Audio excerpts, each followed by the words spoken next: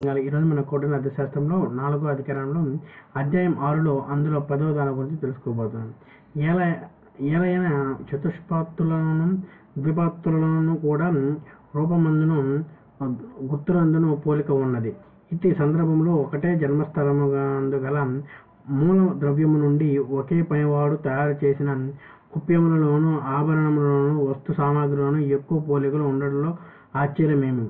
అతడు ఇది అరుగవు తెచ్చుకున్నది, అద్దెకు తెచ్చుకున్నది, తాకట్టు పెట్టినది, నిక్షేపము ఉప్పినది, వృత్యము ఫలాని వాని నుండి గ్రహించినట్టిది అని వాదించిన ఎడల అతడు నేరం చేసిన వాడు కాడని రుజువు చేయగలిగిన వాడు సాక్ష్యంతో అతని వదిలివేయవలను. కానీ సాక్షి ఇది ఇలాగ కాదు అని చెప్పిన వస్తువులతో పట్టుబడిన వాడు సాక్షి అలాగ చెప్పినట్టుగా కారణములకు స్పష్టము చేసి తాను ఆ వస్తువులను తీసుకునేందుకు కారణము చెప్పను, లేదా దీనిలోని గుర్తులను దానిని తక్కువ ఇచ్చిన వాని చేత కానీ ఇప్పించిన వాని చేత కానీ లేఖకు చేత కానీ గ్రహించిన వారి చేత కానీ దానిని సూచిన వారి చేత కానీ వినిన వారి చేత కానీ రుజువు చేయించవలను.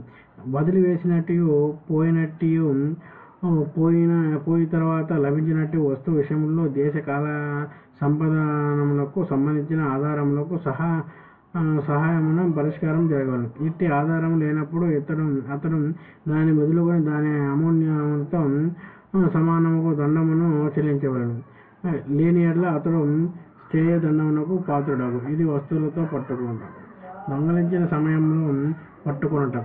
ఇంటిలో దొంగతనం జరిగినప్పుడు మామూలు ద్వారము గాని మరి ఒక చోట నుండి ప్రవేశిక నిష్క్రమణను లోపలలో రంధ్రము చేయుట, దానిని తీసివేయుట, మీది గదుల్లో కిటికీకి గాని చూరును గాని బద్దులు చేయుట, ఎక్కువనప్పుడు గాని దిగునప్పుడు గాని గోడ పడిపోవట, వస్తువులను పూడ్చుట గాని రహస్యముగా తీసుకుని పోవట గాని నేలను త్రవ్వుట, ఈ గుర్తులను బట్టి దొంగలించబడిన వస్తువులను వివరణను బట్టి గోడల్లోని పొగులు, మట్టి, కన్నము, ఉపకరణములు లోపలి వైపున ఉండనట్టు బట్టి దొంగతనము ఇంటి లోపలి వానికే చేయబడినట్లుగా ఊహించవచ్చును. ఈ గుర్తులతో బయట ఉన్నప్పుడు దొంగతనం బయట వారు అని ఊహించవలను. లోపల బయట ఉన్నప్పుడు లోపల వారు బయట వాళ్ళ కలిసి చేసినట్లు ఊహించవలను. ఇంటి లోపలి వారు దొంగతనం చేసినట్లు అనుమానించగలిగినప్పుడు అతను పరీక్షించవలను.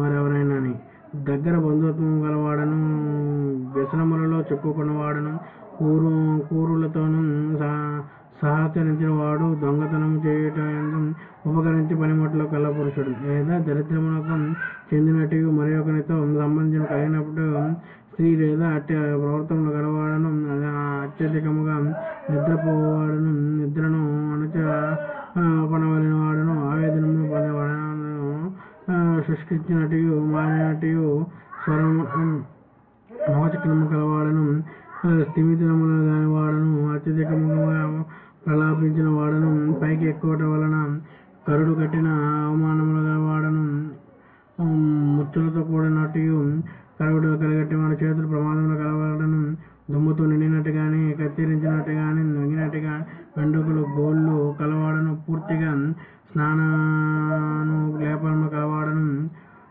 నూనెను రాచుకుని అంగము ములకలవాడను, అప్పటికప్పుడే కడుగున చేతులు పాదములు కలగవాడను, మట్టిలోను తడిసిన ప్రదేశములందు కనిపించిన అడుగుల జాడను వంటి అడుగులు కలవాడను, నిష్కరమున ప్రదేశంలో కనిపించిన వాడే వంటివి పువ్వులు, మద్యము, గ్రంథము, బట్టలు, మొక్కలు, తైలములు, చెమట ఉన్నవాడును, మృత్యుడు.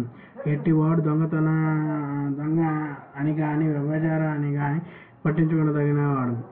గోపస్థానికుల సహాయమున ప్రదేశ బయట దొంగలను, నాగరికుడు దుర్గముల లోపలి దొంగలను ఈ గుర్తుల సాధనమున వెదకి పట్టుకునవలను.